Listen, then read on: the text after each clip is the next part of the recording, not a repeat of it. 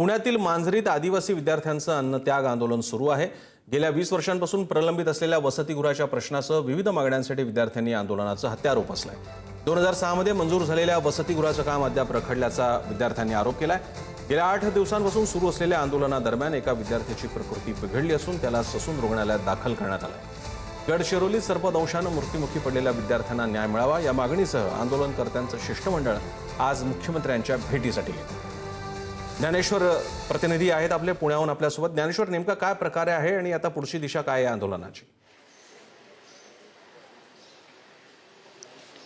मांजरी परिसरामध्ये गेल्या 8 दिवसांपासून या सगळ्या विद्यार्थ्यांचं उपोषण या ठिकाणी सुरू असल्याचं आपण पाहतोय। त्यांच्या वेगवेगळ्या मागण्या आहेत, मुख्यमंत्र्यांना ते आज भेटणार आहेत। पण या सगळ्या प्रकरणातली एक आणखी महत्त्वाची गंभीर गोष्ट अशी की जवळपास 20 वर्ष झाले 2006 मध्ये जे मंजूर असलेलं वसतिगृह या विद्यार्थ्यांच्या हक्काचं होतं, ते विद्यार्थ्यांचं वसतिगृह 20 वर्ष झाले अजूनही या वसतिगृहाचं बांधकाम पूर्ण झालेलं नाही। तुम्ही या सगळ्या उपोषणस्थळी सगळे एकवटलेले आहात, तुमचं उपोषण सुरू आहे। 20 वर्ष कशी काय लागली तुमचं वसतिगृह तुम्हाला मिळायला?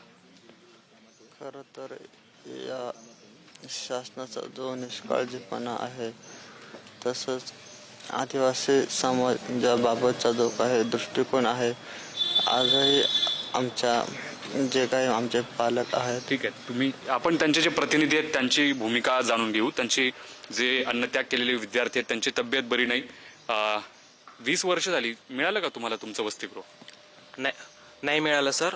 आता मोहम्मदवाडीला काम चालू आहे वसतिगृहाचं, पण ते वसतिगृह खूप अशा किचकट एरियामध्ये आहे। त्या ठिकाणी जायला बसची सुद्धा सुविधा नाही।